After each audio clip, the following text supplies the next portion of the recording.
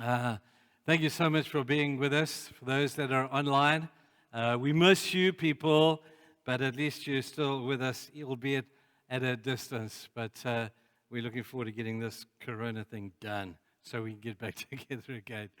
But it's really good just to welcome you here today.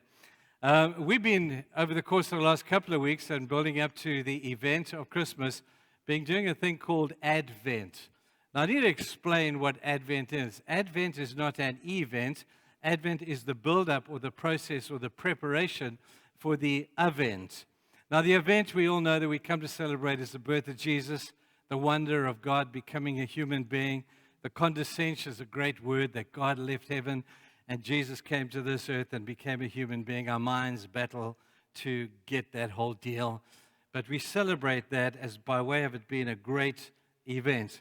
But with every great event, you'll read in the Bible that there is always an Advent, which is a time of longing, a time of waiting, and it's a time of preparation for the event. Now, we're in Advent now, and we've been doing a bit behind us here on these candles, just signifying different aspects of our waiting, our longing, and our preparation. We've spoken about the wonder of the prophets, how that thousands of years before Jesus even arrived, the prophets were foretelling that, saying there's hope, Jesus is coming, or the Messiah will be here. And they didn't know what shape or form the Messiah would be, but they just knew that there would be a Messiah. And the prophets prophesied that, and we celebrate that. And then last week, Errol spoke about the Bethlehem candle, which is a candle of hope. It's a candle of the bread that is a picture of Bethlehem, that Jesus, the bread of life. It's a picture of the wonder of his sacrifice and his broken body on our behalf. And we spoke about that last week. Today we're into number 3. And I'd like to take you to Luke chapter 2 from verse 8 to verse 16. I want to talk to you about the shepherds. I told myself, what am I going to say about the shepherds? They are so cliche. We have used them so often in Christmas stories, and you get your picture in the mind of these little guys coming with their towels around their heads and that sort of stuff. But I do believe that I have something today that will hopefully speak to your heart about the role and the place of these amazing people we call the shepherds. Now, in our great contemplation that we're doing right now, in our Advent thing, I had to tell you, it's a great theology to do that, because I see this model all through the Bible. We see Moses spending 40 years in the wilderness after 40 years in Egypt. Why? Because God had to prepare him for 40 years in the wilderness to take them through. There was a period of preparation. We see Joshua at the edge of the Jordan River, and God saying, Joshua, I'm going to give you some days to consecrate yourself. This is your Advent, waiting for the event. Get yourself ready for the crossing of the river. I see John the Baptist coming, and John the Baptist was a picture of preparation. He's come to prepare the way of the Lord. He was not the way. He was come to prepare the way. There was always a period of preparation. I look at you, people, and I see how God genetically prepared each one of you.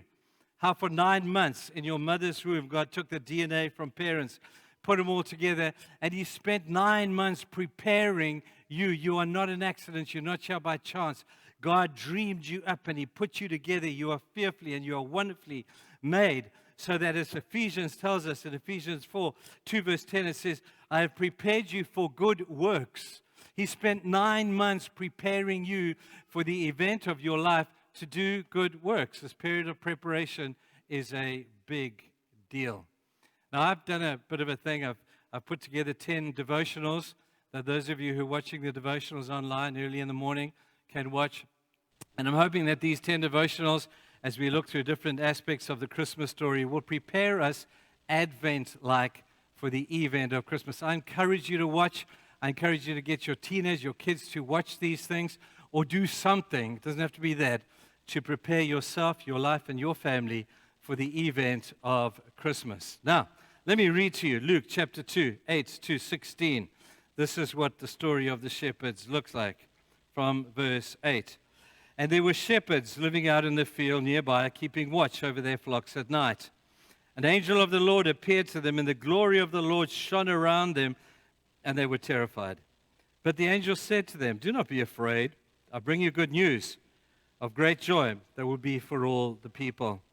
Today in the town of David, a Savior has been born to you. He is Christ the Lord. This will be a sign to you. you will find a baby wrapped in cloths and lying in a manger." And suddenly a great company of heavenly hosts appeared with the angel, praising God and saying, "Glory to God in the highest, and on earth peace to men on whom his favor rests." I want to begin. That first passage, as it goes into chapter 2, begins with these words, "in those days." Because you've got to understand the context of "in those days" if you want to understand what the shepherd is all about. In those days, the shepherds were looked at as being two things. The first thing they were looked at as being the least, and the second thing was the last. They were the ones who, if they were at school, were the ones that were voted least to succeed. You know, we have this thing, especially I see it over the States, where at the end of the prize giving and all the kids before they leave school, they will always vote for the one that they think is going to be the most likely to succeed. I don't think a shepherd ever won that award. Never. Because they were never likely to succeed. And so they were relegated to a stereotype of someone who was never going to achieve much and was put out into the fields to look after the sheep. He was considered, amongst others, to be the least amongst the community.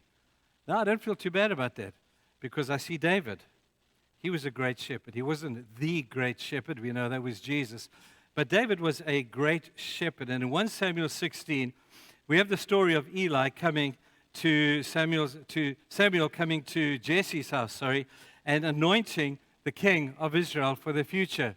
And so he went to Jesse and he said to Jesse, "One of your sons is going to be king." So he calls his 7 sons.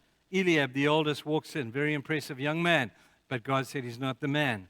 Abinadab walked in, even more impressive, and God said he's not the man. Shammah walked in, and God said he's not the man. And you can see Samuel saying, "Man, this is incredible. These guys look like kings.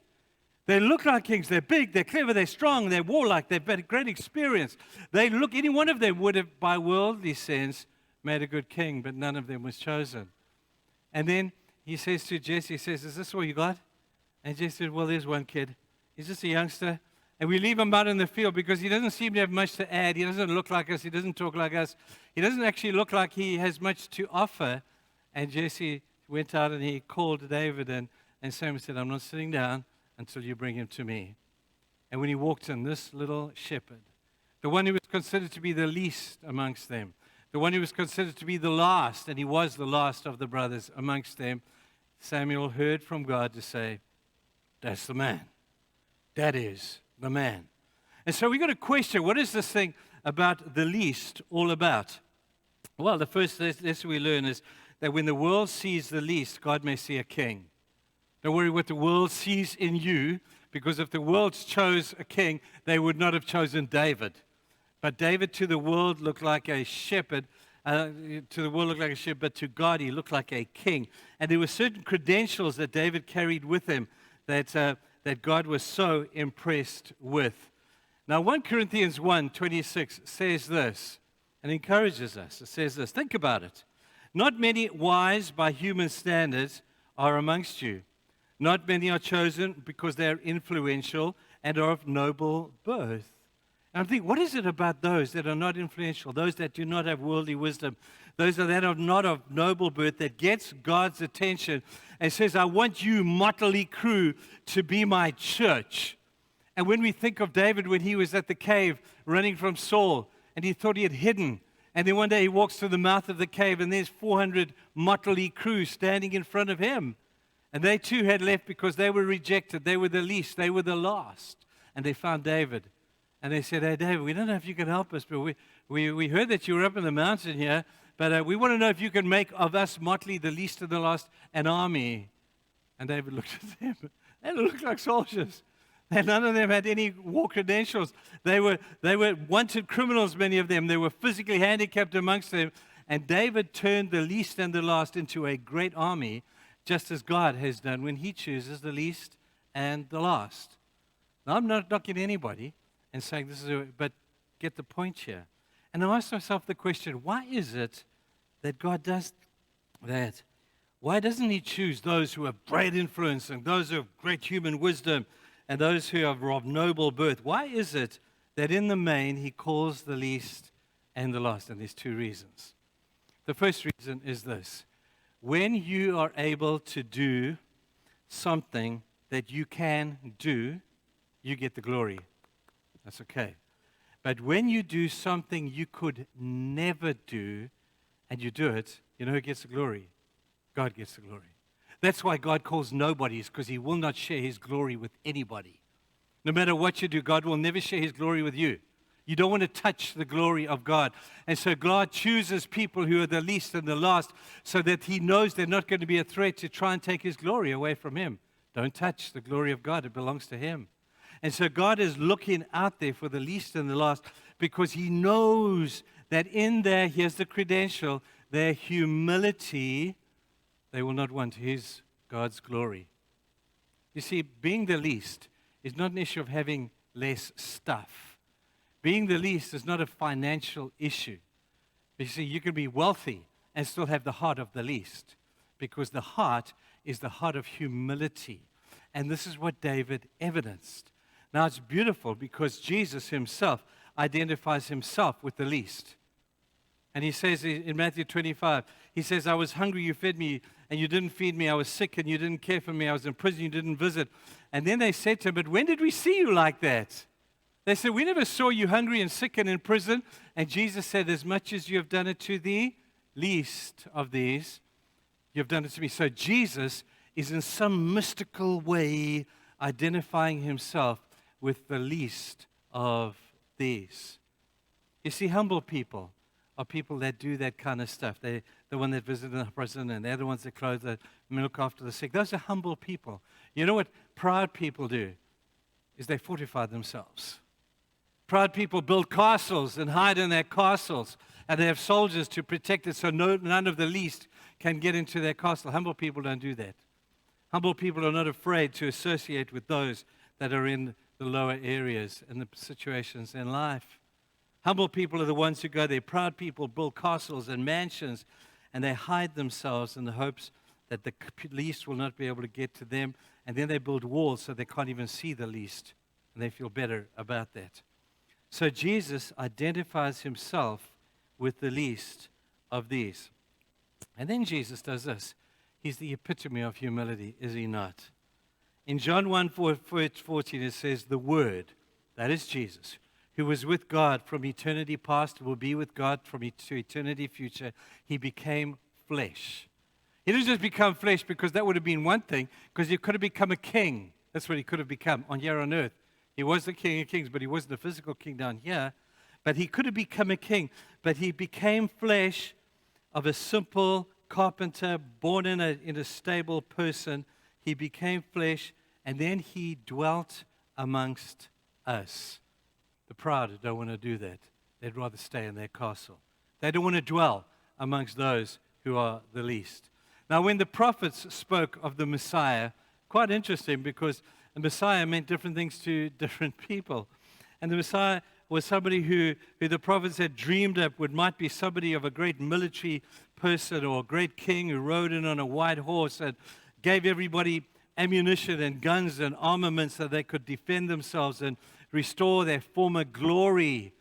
And they got disappointed when they saw that this Messiah was just a servant king. That's why they didn't say, it says in verse 10, and they didn't recognize him. Why didn't they recognize him? Very simply, he didn't look like a king in a worldly sense. He came as a humble servant king. They were expecting a God in the flesh, but certainly not like this.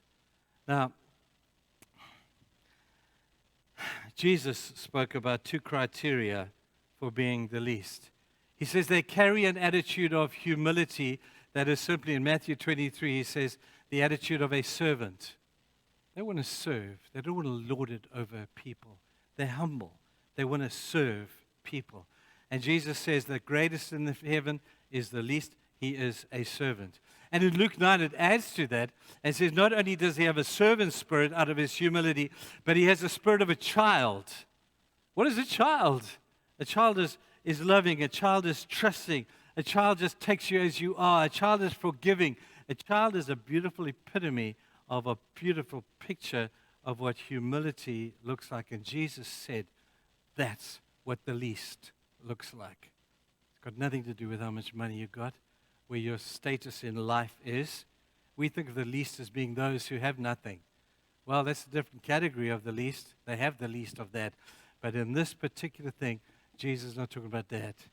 He's talking about the least who epitomize and reflect the beauty of who Jesus is through their humility. That's the least. They're humble. The second category is the lost. This is an interesting one because for me, I think one of the worst things I have ever witnessed is how kids choose teams. How psychologically destructive that must be when you are the last one to be chosen. And they put it over there. They always look for the biggest, the strongest, and the cleverest. And the ones who get chosen first always have some kind of, they walk funny, you know. They kind of walk out funny. They got an attitude of pride. I was the first to be chosen. But the little kid who's the last to be chosen, he's kind of standing and saying, and sometimes he doesn't even get chosen. He says, anyone want me? Anyone want me? Nobody wants the little dude because he's the last chosen. And then you look at David, and he was the last. But how intriguing is this? You never read of David going and say, woe is me, I was the last to be chosen. I never read that. And I'm saying, why was even though he was the least and the last, why was he never sulking? Why didn't he pick up a victim's mentality? Why was he not angry? You know why? Because he was humble. And he had nothing to hide. He had nothing to prove. And he had nothing to lose. So if you want to know how humble you are, if you want to measure it, have you got something to hide? Are you hiding something? Pride will keep you hiding it. If you're nothing to prove, I'm not trying to prove I'm any better than you. We're all the same.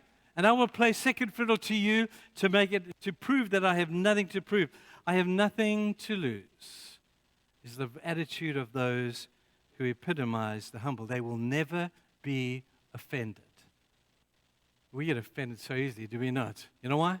Because we're proud. I was the last chosen. Oh, for goodness sake, what are people going to say? Why didn't somebody choose me? Don't they know how good I am? Don't they know how gifted? That's just pride speaking. Humility is reserved for those who have nothing to hide, nothing to prove, and nothing to lose. Jesus applauds the lost. Even though he was the least, he applauds. I love it. He says in Matthew 19, he says, the last shall be first, and the first shall be last. What is he saying? It's just taken place after a conversation he had with his disciples, where the disciples had said, hey, Jesus, we've given up a lot to follow you, hey? You know, you've just seen the rich young ruler, and he didn't want to give anything. He wanted to hold on to his stuff. And Jesus, he's walked away miserable and disappointed, and you're sad. But Jesus, check us. We have given up so much, and now we're following you. Jesus, what's in it for us? And Jesus said, that's a good question. There's a lot in for you if you keep your attitude right. There is an inheritance in heaven that far supersedes anything that you've given down here on earth. That's so cool. Jesus applauds those who are the lost. And then the very next, in chapter 20 of Matthew, Jesus talks about the parable of the landowner who went out to call staff to come and work on his vineyard or whatever. And he goes down 6 in the morning, calls 9 in the morning, 12, 3 in the afternoon, and then 5 o'clock, and everybody knocks off at 6 o'clock. And the guys who came first thought that they'd be paid more than those who came last, but the landowner paid them all the same. And you say, what's the lesson in that? I think there's a subtle lesson over here. It's not how much you do, it's the motive for which you do it that God rewards. Because those who had worked all day said, hey, landowner, don't you know that we've done more than the others? Look at us. Man, we have sweated all day out there in the hut. So we have done more than them, and you're rewarding us the same. And he said, no, I'm not rewarding you for how much you have done. I'm rewarding you for the motive by which you did it. God never impressed with how much you do. For goodness sake, he's impressed with why you do it. And when you do it with the right attitude and the right motive out of humility and genuine love for him, that's what gets God's attention. And he loves the lost. Now I want to suggest one last thing to you.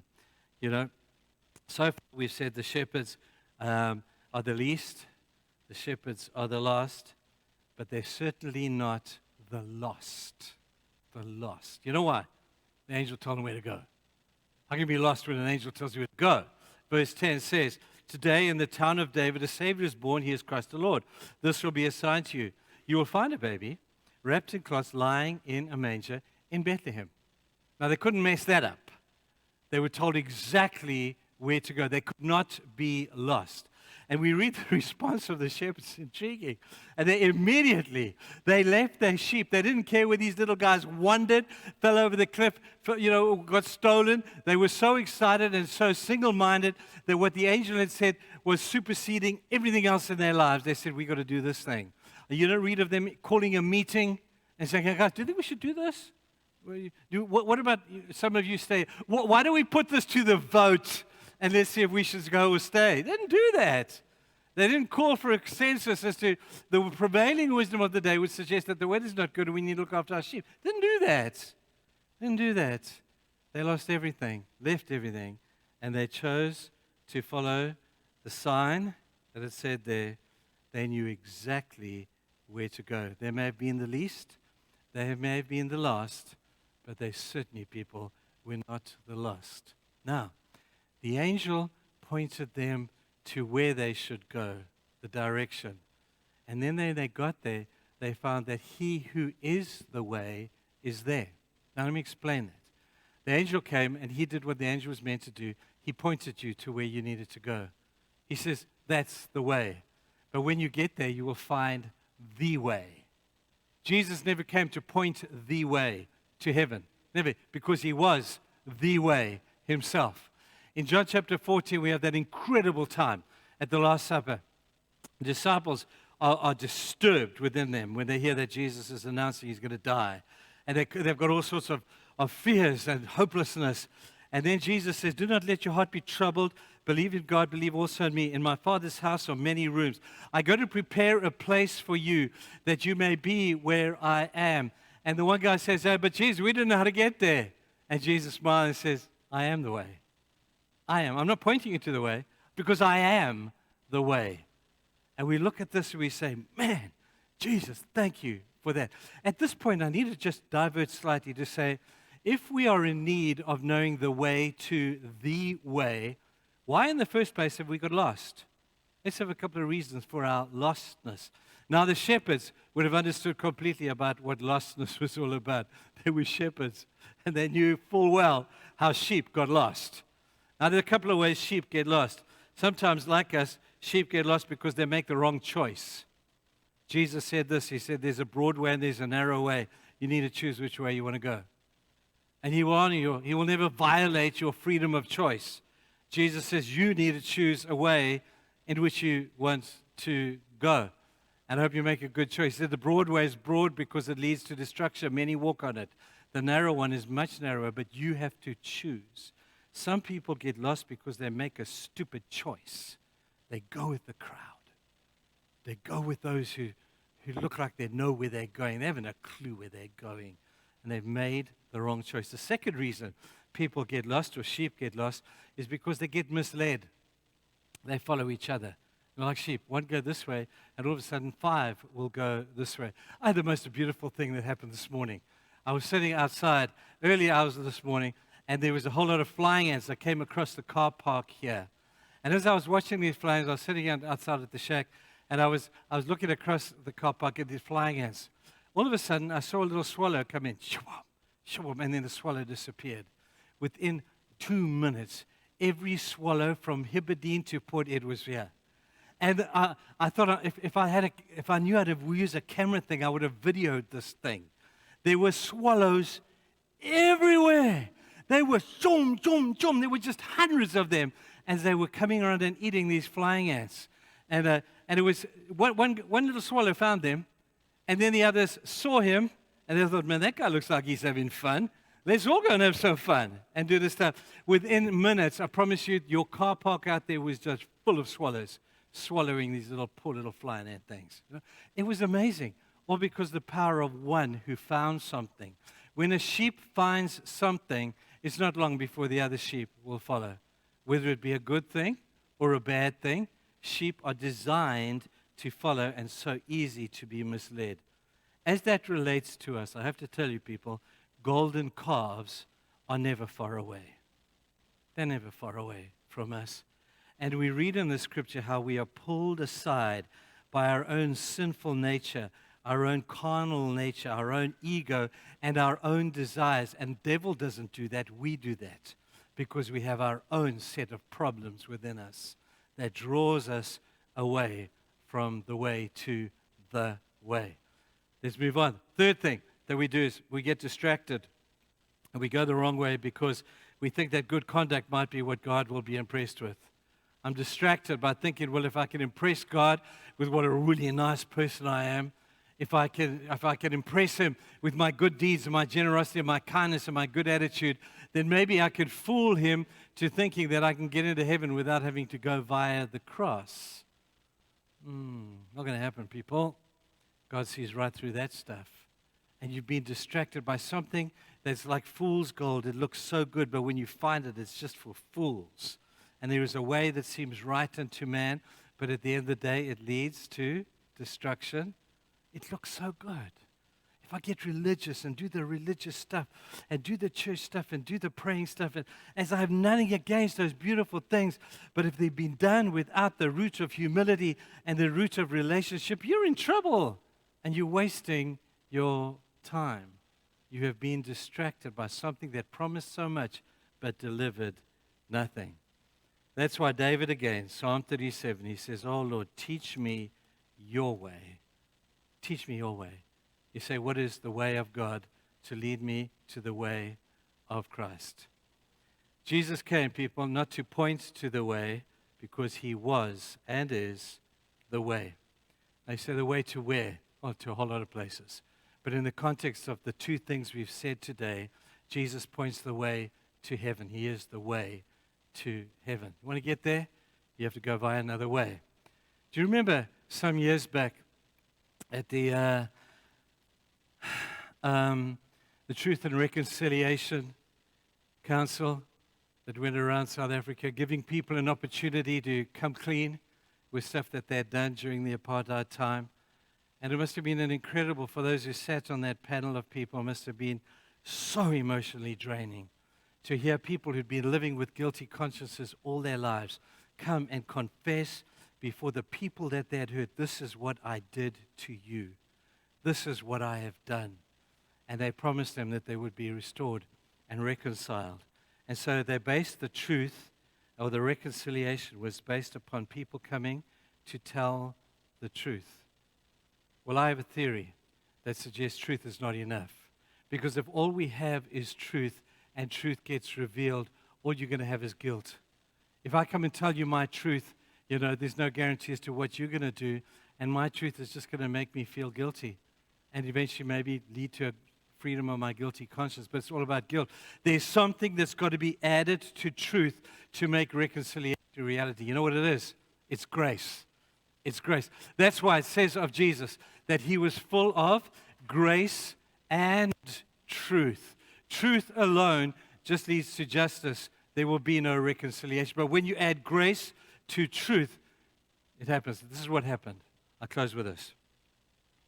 In that meeting that day, a man had done something terrible and he couldn't live with himself. He had, as a policeman, he had killed a young man. He shot this young 18-year-old kid, and then he burned his body to cover up the evidence. 8 years later, he couldn't live with himself anymore, so he came to the Truth and Reconciliation Council. And as he told his story in the presence of the mother of that 18-year-old kid, there was high emotion, as you can imagine, in that place. And through his tears, he tells what he did and how he covered up the evidence by burning the body. And the camera watched the mom of this young man, and it was amazing. She sat quietly, and then at the end, after he had told his story, they said to the mom, they said, "Ma'am, is there anything that you want from this man? He's owned up. You have heard what he has said about what he did to your precious 18-year-old kid."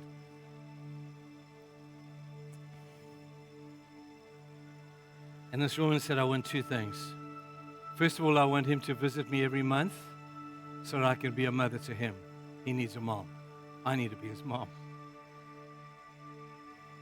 Secondly,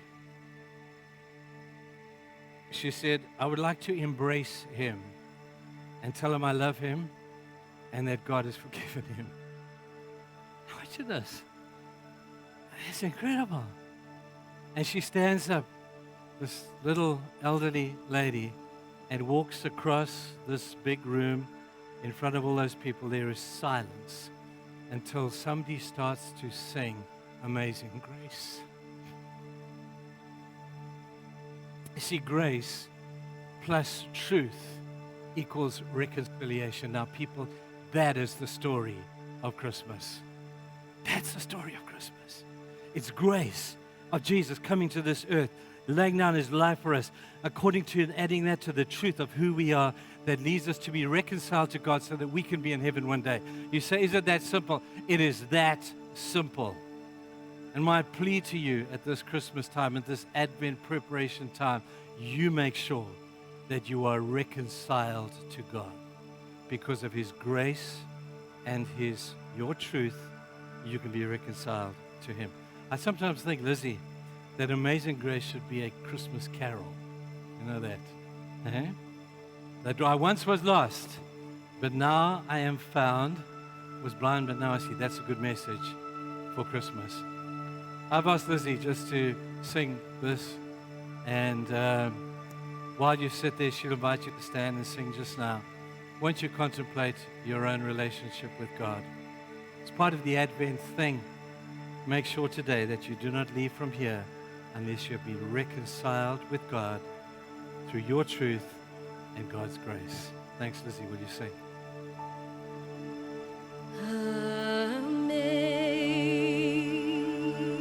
Amazing grace, how sweet the sound that saved a wretch like